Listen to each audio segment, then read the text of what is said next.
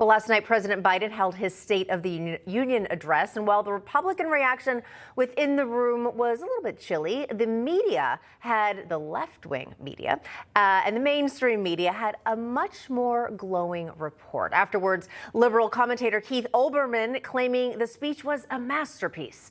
And USA Today said Dark Brandon shows up at the State of the Union and mops the floor with lost Republicans. Here with their reactions, John Browne, former advisor to Margaret Thatcher and President Donald Trump, and columnist for the American Spectator, Jeffrey Lord.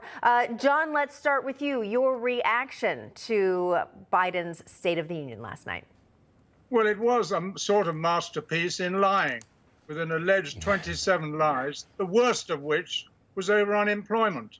Last Friday, the government announced 517,000 new jobs created in January, far better than expected, but the truth was heavily disguised.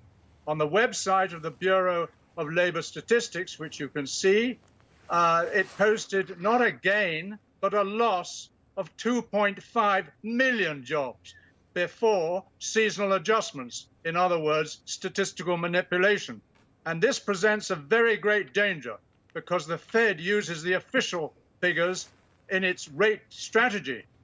And so if the Fed continues to raise rates based on the indications of a strong economy, then it risks driving the current hidden camouflaged recession into a depression, probably worldwide, with a panic drive for liquidity, a currency crisis heralding a digital currency, the dream of all Marxists, control the wealth of every single individual. Okay, I'm going to be a little more optimistic that we're going to get through this, John, but I'll take that as a fair critique. And I do know that there were Republicans in the room that did have strong reactions, like yourself, to parts of the speech especially, and I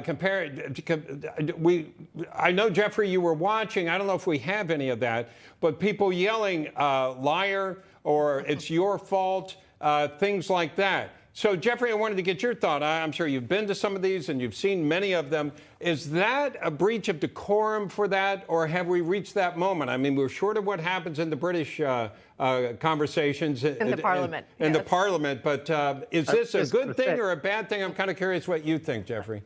I want to apologize to John before I say this, but I think the U.S. Congress is sometimes becoming more like the British Parliament. And there's lots of yelling and going on here. And, you know, you have these people sitting there and they know beyond the shadow of a doubt that when he talks about job creation and says he's added 12 million jobs when it's really about 2 million and the rest was due to the COVID rebound. Right. When he talks about the drop in inflation, he fails to mention that the inflation was created in the first place by his policies. Yep. When he talks about Republicans want to abolish Medicare and Social Security, it's just a flat out lie. Jeffrey, we got to go real quick, but I think it was your birthday yesterday, and the day before that was Ronald Reagan's. And I was kind of curious, when you were working with him, did you ever celebrate together? Yes, we did have a part. I mean, the staff collectively, we would gather in room 450 of the old executive office building, and it would be a surprise to him. And he'd come in, and there we all are with balloons and everything, and singing happy birthday. And he looked a little startled, and Nancy Reagan whispers in his ear, "It's your staff." Wow, I didn't see it going that way. But John and Jeffrey, a cute story. I wish we had more time. Yeah, who are these people? Thanks for sharing that, Jeffrey. Thank you, Jeffrey and John. Wish we had longer. Always enjoyed talking to you. Thank you so much.